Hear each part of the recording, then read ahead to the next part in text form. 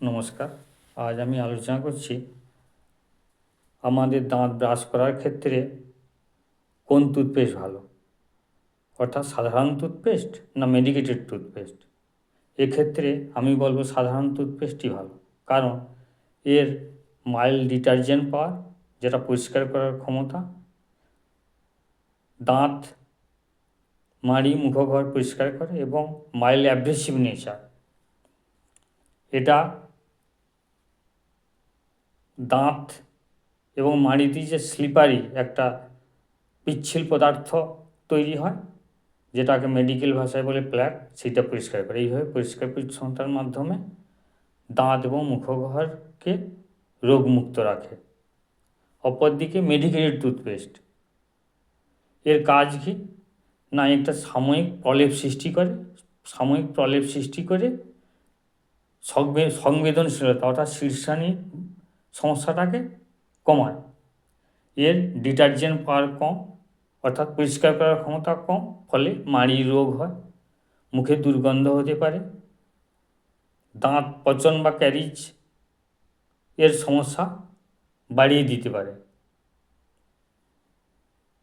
এবং যেহেতু এর সংবেদনশীলতা কমানোর ক্ষমতা আছে, তাই আমাদের প্রথম সমস্যা বুঝতে দেয় না। যেমন ধরুন, দাঁতে ফুটো বা পোকা হলে দাঁত শিরশির করতে পারে, সেক্ষেত্রে এই টুথপেস্ট ব্যবহার করলে সাময়িক উপকার পাওয়া যাবে। ফলে ডাক্তারবাবুর কাছে গেলে যে রিপেয়ারিং বা ট্রিটমেন্ট করা সম্ভব হতো, ফিলিং করা সম্ভব হতো, আমরা গেলাম না, অথবা অনেক দেরিতে পৌঁছালাম। এবং মাড়ির ক্ষয় হলে দাঁত শিরশির করতে পারে, সেক্ষেত্রে এই মেডিকেটেড টুথপেস্ট একটা প্রলেপ সৃষ্টি করে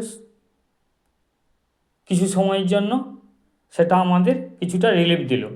ফলে এই যে মাড়ির সমস্যাটা আমরা বুঝতে পারলাম না বা দেরিতে বুঝলাম, ডাক্তারবাবুর কাছে গেলে দেখা যেত একটা মাড়ির চিকিৎসা করা সম্ভব হতো, সেটা করা সম্ভব হলো না বা অনেক দেরিতে পৌঁছানো হলো।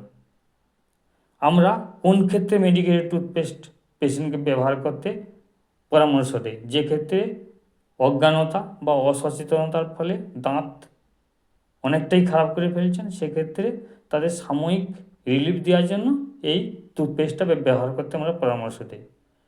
মেডিকেটেড টুথপেস্ট আমাদের দাঁত ভালো রাখতে সাহায্য করে না বা দীর্ঘস্থায়ী কোনো দাঁতের সমস্যার সমাধান করে না।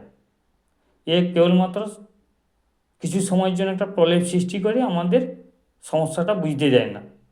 তাই আপনাদের বলতে চাই যে সাধারণ টুথপেস্ট দিয়ে ঠিকঠাক ব্রাশ করুন এবং মুখগহ্বর এবং দাঁত পরিষ্কার পরিচ্ছন্ন রাখুন এবং মুখগহ্বর ও দাঁতের স্বাস্থ্য রক্ষা করুন। নমস্কার, ধন্যবাদ।